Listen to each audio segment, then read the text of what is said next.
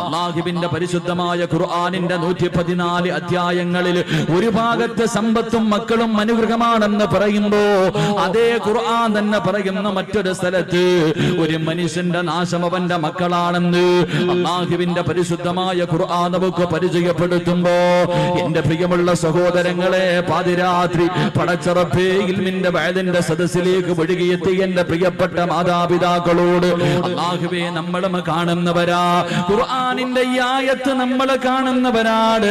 ഒരു സ്ഥലത്ത് അല്ലാഹുവേ മക്കള് കാരണം സന്തോഷിക്കുന്ന മാതാപിതാക്കളുണ്ട്, മക്കള് കാരണം സന്തോഷിക്കുന്ന മാതാപിതാക്കള്. എങ്കിലും മറു സൈഡിൽ ചില മാതാപിതാക്കളുണ്ടല്ലോ, ചില മക്കൾ അല്ലാഹുവേ, ചില ഉമ്മയും വാപ്പയും അല്ലാഹുവിനോട് ദുആ ചെയ്യുന്ന പടച്ചുറപ്പേ എന്റെ പൊന്നുമോന് ദീർഘായുസ് കൊടുക്കണേ അല്ലാ, എന്റെ പൊന്നുമോന് ആഫിയത്ത് കൊടുക്കണേ അല്ലാ. രാവിലെ വീട്ടിൽ നിന്ന് ഇറങ്ങിപ്പോയ തന്റെ പൊന്നാര മകന് വീട്ടിലേക്ക് മടങ്ങി വരുന്നത് വരെ ഒരു സമാധാനമില്ലാതെ പടച്ചവനെ ഒന്നിരിക്കാൻ കഴിയാതെ ഉറക്കം വരാതെ മാതാപിതാക്കളെ തന്റെ പൊന്നുമക്കളെ കാത്തിരിക്കുമ്പോ എന്റെ പ്രിയമുള്ളവരെ മറ്റൊരു ഭാഗം നോക്കുമ്പോ അല്ലാഹുവേ മാതാപിതാക്കള് പടച്ച റബ്ബിനോട് ചോദിക്കുന്നു, അല്ലാ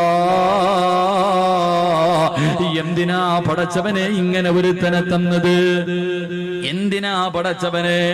അല്ലാഹുവേ ഉമ്മയും വാപ്പയും അല്ലാഹുവോട് തന്നെ ചോദിക്കുകയാ, എന്തിനാ അല്ലാ ഇങ്ങനെ ഒരുത്തനെ എനിക്ക് തന്നത്?